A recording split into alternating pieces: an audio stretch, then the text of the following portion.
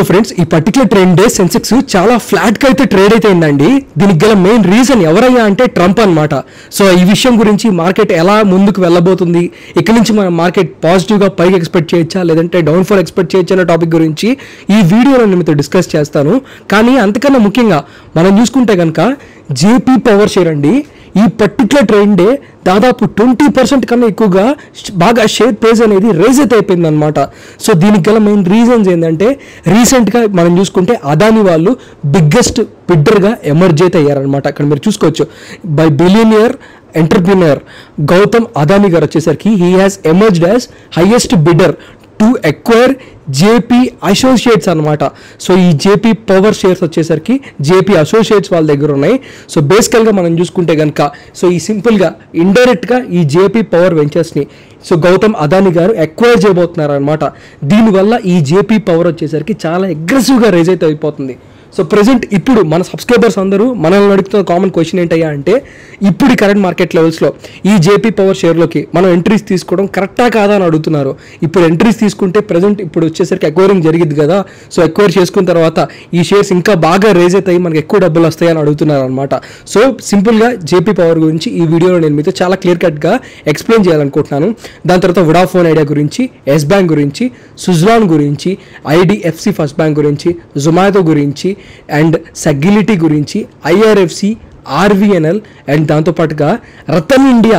So Rattan India power, Rattan India enterprises కూడా, ఈ రెండు స్టాక్స్ కూడా ఈ పర్టికులర్ ట్రెండ్ చాలా అగ్రెసివ్గా రైజ్ అవుతాయని వీటి గురించి కూడా ఈ వీడియోలో నేను మీతో చాలా క్లియర్గా డిస్కస్ అయితే చేస్తాను.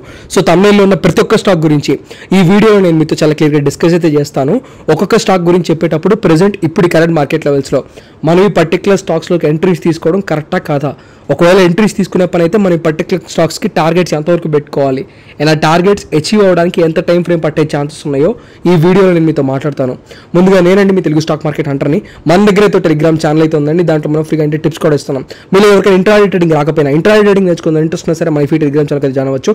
So for free intraday tips and calls please join Telegram channel link కింద డిస్క్రిప్షన్లో పిన్ కామెంట్లో ఇస్తున్నాను. ఆల్మోస్ట్ 60,000 సబ్స్క్రైబర్స్ డైలీ మన free intraday calls and tips అయితే పొందుతున్నారు మన ఫ్రీ టెలిగ్రామ్ ఛానల్కి అయితే జాయిన్ అవుతాయి. సో మీరు కూడా ఫ్రీగా ఇంట్రాడే టిప్స్ అండ్ కాల్స్ పొందాలనుకుంటున్నట్లయితే మన ఫ్రీ టెలిగ్రామ్ ఛానల్లోకి మీరు కూడా జాయిన్ అవ్వచ్చు. మన సబ్స్క్రైబర్స్లో మీరు కూడా ఇంటర్నెట్ ట్రేడింగ్ అయితే ఫ్రీగా నేర్చుకోవచ్చు. సో టెలిగ్రామ్ ఛానల్ తాలూకు లింక్ కింద డిస్క్రిప్షన్ అండ్ పిన్ కామెంట్లో ఇస్తున్నాను కదా, దయచేసి మన టెలిగ్రామ్ ఛానల్కి ఎవరైనా సరే జాయిన్ అవ్వాలనుకున్నట్లయితే కింద డిస్క్రిప్షన్ లేదంటే పిన్ కామెంట్లో టెలిగ్రామ్ లింక్ మాత్రం క్లిక్ చేసి జాయిన్ అవ్వండి. సో దట్ మీరు వచ్చేసరికి మిగతా ఎఫెక్ట్ టెలిగ్రామ్ ఛానల్స్లో జాయిన్ అయితే అవ్వకుండా ఉంటారనమాట. ఫస్ట్ ఆఫ్ ఆల్ సెన్సెక్స్ ఇంత ఫ్లాట్గా ఎందుకు ట్రేడ్ అవుతుంది, బేసికల్గా దీనికి కారణం ట్రంప్ అనమాట.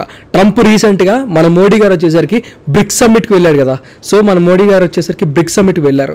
ఆయన వచ్చేసరికి బ్రిక్స్ సమ్మిట్లో మిగతా ఈ బ్రెజిల్ కంట్రీస్తో పాటు ఆయన కూడా క్యాంపెయిన్ అయితే చేస్తున్నాడు. సో బేసికల్గా బ్రిక్స్లో ఉన్న కంట్రీస్కి దాదాపు అడిషనల్గా ఇంకో 10% టారిఫ్స్ వేస్తానని ట్రంప్ వచ్చేసరికి వార్న్ చేస్తున్నాడు.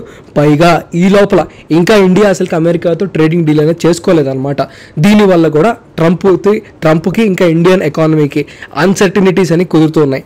సో బేసికల్గా మనం అమెరికాతో ట్రేడ్ చేసుకున్నంత వరకు మన మార్కెట్ ఇలాగే ఉంటుంది. ఈ నెల 9th ఏదో ఒక అవుట్కమ్ వచ్చేటట్టుంది. సో బేసికల్గా ఏదో ఒక చిన్న డీల్తో క్లోజ్ అయితే చేస్తారనమాట. ఫస్ట్ ఆఫ్ ఆల్ ఆ డీల్ తాలూకా అవుట్కమ్స్ మేబీ మనకి ఆగస్ట్ 1st వీక్ దాకా కొనసాగించి ప్రొలాంగ్ చేస్తూ ఉంటారనమాట. బేసికల్గా ఇలాంటి బైలేటరల్ డీల్స్ ఏవైతే ఉంటాయో ఈ ట్రేడ్ అగ్రిమెంట్స్ని ఎడాపెడా ఒక 2 రోజుల్లో కూర్చొని సరిదిద్దుకునేలా చేయరనమాట. ఒకరితో ఒక పార్టీ అంటే అమెరికాతో ఇండియా కూర్చొని సంప్రదింపులు జరుపుతూ మినిమం అట్లీస్ట్ ఒక 2-3 months దాకా ఈ డీల్స్ అనేవి మాట్లాడుకుంటూనే ఉంటారనమాట. ఏదో ఒక తొందరపాటు నిర్ణయం తీసుకుంటే ఫ్యూచర్లో ఇండియాకి చాలా ప్రమాదం, అవన్నీ తీసుకొని పరిణలోకి మాట్లాడుకుంటూ ఉంటారు. సో బేసికల్గా ఇంకా డీల్ అనేది ఫైనలైజ్ అవ్వలేదు కాబట్టి 9th మార్కెట్ ఎలా ఉండబోతుందో, ఒకవేళ ఇండియాకి కనుక అనుకూలంగా కనుక ట్రేడింగ్ డీల్ జరగకపోతే ఇండియా చాలా నష్టపోయే అవకాశాలు ఉన్నాయి. అందుకనే ఈ మార్కెట్లో ఇవాళ మనం అన్సర్టనిటీస్ చూడొచ్చు. ఒకవేళ ట్రేడింగ్ డీల్ కనుక ఇండియాకి అనుకూలంగా వస్తే మాత్రం ఖచ్చితంగా ఇండియన్ మార్కెట్ అయితే రేజ్ అయితే అయింది, దాంట్లో నో డౌట్. సో బేసికల్గా ఇప్పుడు మన మెయిన్ న్యూస్ ఏంటయ్యా అంటే జేపీ పవర్ అనమాట. సో బేసికల్గా గౌతమ్ అదాని గారు వచ్చేసరికి so he is the highest bidder to acquire Jayaprakash associates. So బేసికల్గా ఇప్పుడు అందరూ మమ్మల్ని అడుగుతున్న క్వశ్చన్ ఏంటంటే, so acquisition well managed and financially strong Adani group not only boards with company for also JP Power, wherein JP Associates holds a 24% of the share. అంటే JP Power లో ఉన్న స్టాక్స్లో JP Associates దగ్గరగా 24%ని ఈ స్టేక్ని హోల్డ్ చేస్తుంది అని చెప్పారనమాట. అందుకనేసి ఈ అదానీ గారు వచ్చేసరికి జేపీ అసోసియేట్స్ని ఎక్వైర్ చేసుకోవాలనుకుంటున్నాడు కదా. సో ఇండైరెక్ట్గా జేపీ పవర్ని కూడా ఎంతో కొంత ఈ 24% ఎక్వైర్ చేసుకున్నట్టే అనమాట. అందుకనేసి బేసికల్గా ఈ జేపీ పవర్ అనే షేర్ చాలా అగ్రెసివ్గా రేజ్ అవుతుంది. సో ఇందుకని ఈ షేర్ రేజ్ అవుతుంది కదా. సో అందరూ మనల్ని అడుగుతున్న క్వశ్చన్ ఏంటంటే, అందరూ ఎక్స్పెక్ట్ చేస్తుంది ఏంటంటే, సరే ఇప్పుడు ఈ జేపీ పవర్లో మనం కనుక డబ్బులు పెట్టుకుంటే సో అదానీ గారు వచ్చేసరికి ఎక్వైర్ చేసుకుంటారు, అదానీ గారు తోపుతురు స్టాక్ పైకి లేపేస్తారు, ముందుకు వెళ్ళిపోతుందని అనుకుంటున్నారు అందరూ. కానీ ఇక్కడే కిటుకుంది, ఇక్కడే అసలైన కిటుకుంది. మీరు చెప్తుంది నిజమే, 24% ఆఫ్ ద స్టాక్స్ ప్రమోటర్ దగ్గరే ఉన్నాయి, కాదని నేను చెప్పను. ప్రమోటర్ దగ్గరే 24% స్టేక్ ఉంది. ఆ 24%లో 80%, అంటే దాదాపు ఆ 24%లో 20% ప్లెడ్జ్డ్, అంటే బ్యాంకుల్లో ఇంకా తాకట్లు పెట్టున్నాయి అనమాట. మీకు అర్థమవుతుందో లేదో, బ్యాంకుల్లో ఇంకా తాకట్లు పెట్టున్నాయి. దాని తర్వాత మళ్ళీ వద్దాం. దాని తర్వాత మళ్ళీ పబ్లిక్ దగ్గర ఎంత పర్సెంట్ ఉంది? పబ్లిక్ దగ్గర 50% స్టాక్స్ ఉన్నాయి. డిఐఎస్ అంటే దీంట్లో మ్యూచువల్ ఫండ్స్ దగ్గర 1% కూడా లేదు, 0.5% కూడా లేదు. బ్యాంక్స్ దగ్గర ఉన్నాయి. బ్యాంక్స్ దగ్గర ఎందుకు 16-17% ఉన్నాయి? అంటే జేపీ పవర్ ఏమైనా పెరిగిద్దని బ్యాంక్స్కి ముందుగానే తెలిసి బ్యాంకులు వచ్చి ఇన్వెస్ట్మెంట్ చేసుకుంటే అనుకుంటున్నారా? కాదు. ఇలా ప్లెడ్జ్డ్గానే ఫస్ట్ ఆఫ్ ఆల్ బ్యాంక్స్కి తాకట్టు పెడతాడు ప్లెడ్జ్ అని. ఆ ప్లెడ్జ్ని విడిపించుకోలేకపోతే బ్యాంక్కి అమ్మేస్తారనమాట స్టాక్స్. అటు అమ్మేస్తేనే దగ్గరగా 16-15% ఆఫ్ ద స్టాక్స్ బ్యాంక్స్ దగ్గరికి వెళ్ళిపోయినాయి. ఇన్సూరెన్స్ కంపెనీస్ అయితే ఇన్వెస్ట్మెంట్ చేసుకున్నాయి, తప్పులేదు. అది నేను చెప్పాలనుకుంటున్న విషయం. సో నేను చెప్పాలనుకుంటుంది అంటే, ఫస్ట్ ఆఫ్ ఆల్ కంపెనీ బాగా పీకల లోతుల్లో ఇరుక్కొని ఉందన్నమాట. సో ఇలాంటి కంపెనీని గౌతమ్ అదానీ గారు ఎక్వైర్ చేసుకోబోతున్నారు. ఇలా ఆయన ఎక్వైర్ చేసుకుంటున్నప్పుడు ఆయన వచ్చేసరికి లేదంటే ఈ కంపెనీ అమ్మే అతను ఎవరైతే ఉంటారో, ఈ జేపీ పవర్, ఈ జయప్రకాష్ పవర్ వెంచర్స్ జేపీ ఎవరైతే ఉంటారో అతను వచ్చేసరికి ప్రజలకి ఏదో డబ్బులు రావాలి, నా వల్ల ప్రజలు బాగుపడబోవాలి, నా స్టాక్ ఇన్వెస్టర్స్కి డబ్బులు రావాలని చెప్పేసి ఈ కంపెనీని అమ్మడనమాట. ఒకవేళ ఈ కంపెనీ కనుక అదానీ గారు కనుక ఎక్వైర్ చేసుకుంటే నాకు ఎంత వస్తుంది అనే ఒక స్వార్థంతో ఈ కంపెనీని అమ్ముతాడనమాట. షేర్ హోల్డర్స్ గురించి ఏ రోజు అతను ఆలోచించడం. ఇప్పుడు జరగబోయే విషయం ఏంటంటే, ఇప్పుడు $1 మిలియన్ క్వశ్చన్ ఏంటంటే, గౌతమ్ అదానీ గారు హైయెస్ట్ బిడ్డరే ఈ జేపీ పవర్ని ఎక్వైర్ చేసుకోవడానికి. కానీ అతను బిడ్డింగ్ ఏ రేట్లో పెట్టాడు అనేదే $1 మిలియన్ క్వశ్చన్ అనమాట. బేసికల్గా ఈ బిడ్డింగ్స్ ఎలా జరుగుతాయి అంటే మీరు చూసుకుంటే చెప్తాను. బేసికల్గా వేర్ షేర్ హోల్డర్స్ మే బెనిఫిట్, ఒకవేళ ప్రీమియం ఆన్ షేర్ ప్రైస్, అంటే షేర్ ప్రైస్ ఒక ₹10 ఉందనుకుందాం.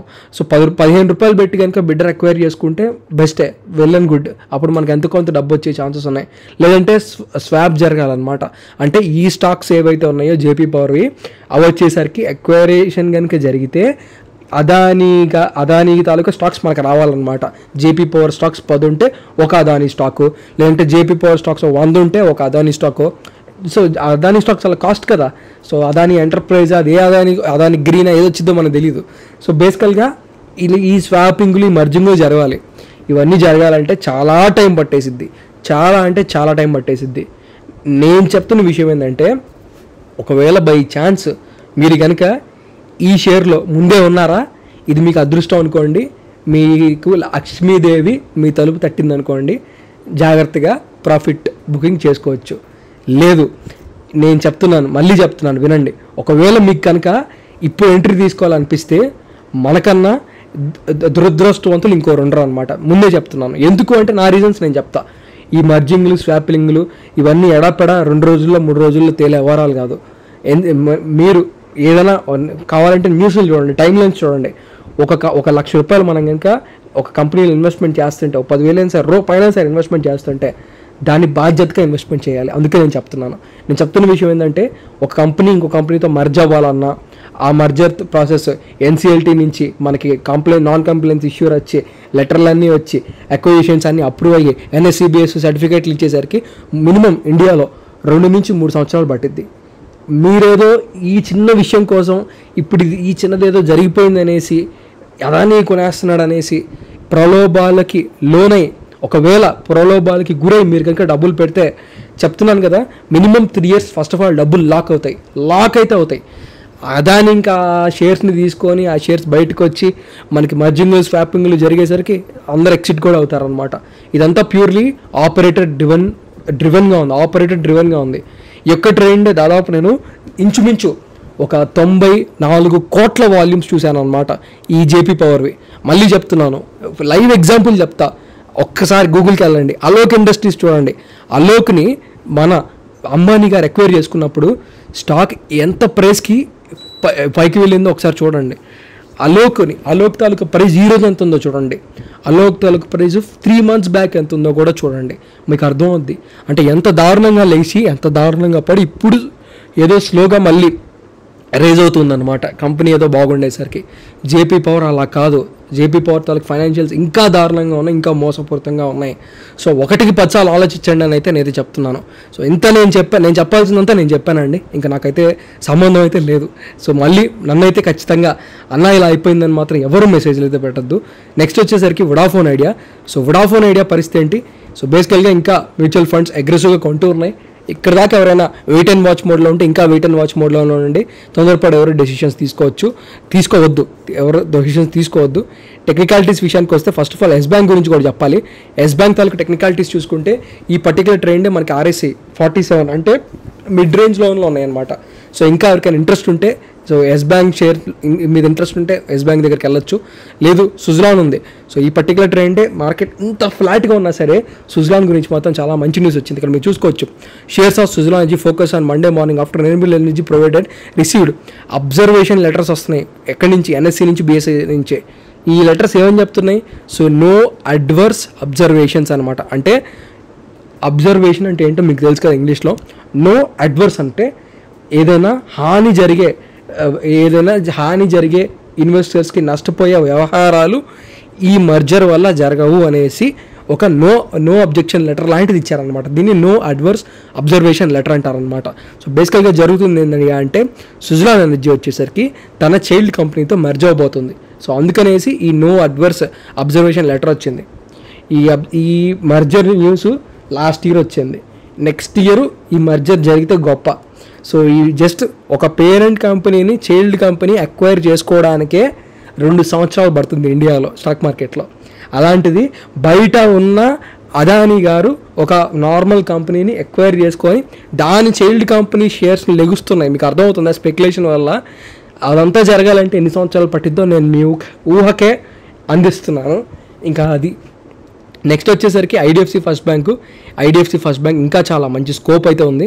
సో టెక్నికాలిటీస్ పరంగా మీరు చూసుకుంటే కనుక ఐడిఎఫ్సి ఫస్ట్ బ్యాంకు సో 77 అంటే కాస్త హై జోన్కి అయితే వెళ్ళిపోయింది. కానీ ఒకసారి నేను మీకు చూపించాల్సిన విషయం ఏంటంటే మంత్లీ మ్యూచువల్ ఫండ్సే. సో మార్చ్లోకి ఉన్నాయి మ్యూచువల్ ఫండ్స్, ఏప్రిల్లో ఉన్నాయి, మేలో ఉన్నాయి.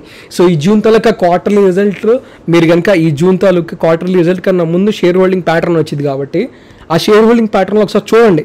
సో ఎన్ని మ్యూచువల్ ఫండ్స్ బై చేసినాయో, ఎన్ని మ్యూచువల్ ఫండ్స్ సెల్ చేసినాయో. నన్ను అడిగితే మ్యూచువల్ ఫండ్ హోల్డింగ్ సో ఈ ఐడిఎఫ్సి ఫస్ట్ బ్యాంక్లో పెంచుకుంటుంది కాబట్టి మనం కూడా ఈ స్టాక్ని పాజిటివ్గా చూడడం అనేది అవసరం. ఇంకొకటి నేను చెప్పాలనుకుంటుంది మన జొమాటో గురించి. సో జొమాటో ఆలోచిస్తుంటే మ్యూచువల్ ఫండ్స్ మే నెలలో ఎన్ని కోట్లు పెట్టుకున్నాయి చూడండి. So units, tens, hundreds, 1000, 10,000, lakhs, 10 lakhs, crore, 10 crore, 22 కోట్ల స్టాక్స్ని, 22 కోట్ల ఈ జొమాటో స్టాక్స్ని మ్యూచువల్ ఫండ్స్ కొనుక్కున్నాయి. సో జొమాటో తాలూకు స్టాక్ ఇంచుమించు ఆన్ యావరేజ్గా 300 ఉంటుంది. 300 రూపాయలు ఒక్కొక్క స్టాకు, 22 కోట్లు అనమాట. అంటే 22 × 300 అంటే ఎంత మీరే లెక్క పెట్టండి. మీకు అర్థమవుతుందా ఎన్ని వేల కోట్లు అవి? సో క్లియర్గా మీకు క్లారిటీ వచ్చింది అనుకుంటున్నాను. అన్ని వేల కోట్లు పెట్టుబడులు జొమాటోలోకి వస్తాయి, చూసుకోండి. సెగ్యులేటివ్తో జాగ్రత్త. నేనైతే ఇంకా కాస్త నెగిటివ్గానే ఉన్నాను సెగ్యులేటివ్ మీద, జాగ్రత్త. ఇంకా IRFC ఇంకా RVNL పరిస్థితి ఏంటి? ఈ రెండింటి గురించి ఏం చెప్పాలి? సో బేసికల్గా ఇంకా వెయిట్ అండ్ వాచ్ మోడ్లో ఉండడమే కరెక్ట్. టెక్నికాలిటీస్ పరంగా చూసుకుంటే RSI, so RSI for both IRFC ఇంకా RVNL రెండు కూడాను చాలా చక్కగా ఉంది, చాలా చక్కగా ఉంది. భయపడొద్దు, ముందుకెళ్దాం. సో మార్కెట్ రైజ్ అయితే ఈ 2 స్టాక్స్ కూడా మంచిగా రైజ్ అవుతాయి. వెయిట్ అండ్ వాచ్ మోడ్లో ఉన్న వాళ్ళు వెయిట్ అండ్ వాచ్ మోడ్లో ఉండే. ఈ Ratan India enterprises, Rattan India infra అవుతుంది. ఇప్పుడు సెక్టార్ ఉంది కదా, ఇదే సెక్టార్ రతన్ ఇండియా పవరు. ఈ Ratan India enterprises parent company. Ratan power ఏం కంపెనీ? రతన్ పవర్, జేపీ పవర్ ఇవన్నీ ఒకే కాకు చెందిందే. సో జేపీ పవర్ పెరుగుతుంది కదా, రతన్ పవర్ పెరిగిందే తప్పించి ఇంకొక పెద్ద మేజర్గా రీజన్ ఏం లేదనమాట. సో ఎవరెవరైతే రతన్ పవర్ ఎందుకు పెరిగింది అని క్వశ్చన్ మార్క్లో ఉన్నారో, $1 million క్వశ్చన్ మార్క్లో ఉన్నారో వాళ్ళకి నేను చెప్తున్న విషయం ఏంటంటే జేపీ పవర్ పెరిగింది కదా, సో నెక్స్ట్ ఏసేది ఈ కంపెనీనే, నెక్స్ట్ ఎక్వైర్ చేసుకునేది ఇదే కంపెనీనే అన్నట్టుగా బేసికల్గా మన ఇన్వెస్టర్స్ తాలూకా మైండ్ సెట్స్ డైవర్ట్ అవుతున్నాయి అనమాట. సో అందువల్ల ఏదో రతన్ ఇండియా ఇన్ఫ్రా ఏదో రైజ్ అవుతున్నాయి తప్పించి మేజర్గా రీజన్ ఏం లేదు. ఇప్పుడు దాకా వీడియో చూసిన వాళ్ళు ఈ వీడియో మీకు ఇన్ఫర్మేటివ్గా అనిపిస్తున్నట్లయితే తప్పకుండా వీడియోకి ఒక్క లైక్ అయితే వేసి మమ్మల్ని మా టీంని ఎంకరేజ్ చేయండి. ఈ వీడియోకి నేను మీకు ఇస్తున్న టార్గెట్ 1000 లైక్స్. 1000 లైక్స్ పడిన వెంటనే ఇండియాలో ఒక పర్టికులర్ పెన్నీ స్టాక్ గురించి ఒక డెడికేటెడ్ వీడియో చేద్దాం అనుకుంటున్నాను. సుజలాన్ ఎలా అయితే 8 రూపీస్ నుంచి దాదాపు 60కి 70కి వెళ్ళిపోయిందో అలాగే మంచి స్కోప్ ఉన్న ఒక పెన్నీ స్టాక్ గురించి ఒక డెడికేటెడ్ వీడియో చేద్దాం అనుకుంటున్నాను. సో పెన్నీ స్టాక్స్ మీద వీడియో కావాలనుకున్న వాళ్ళు ఈ వీడియోకి ఖచ్చితంగా 1000 లైక్స్ అయితే వేసి మమ్మల్ని మా టీంని ఎంకరేజ్ చేస్తారనుకుంటున్నాను. 1000 లైక్స్ పడిన వెంటనే పెన్నీ స్టాక్స్ మీద డెడికేటెడ్ వీడియో చేస్తాను. ఈ లోపల మీ పోర్ట్ఫోలియో అనే స్టాక్ ఉంది.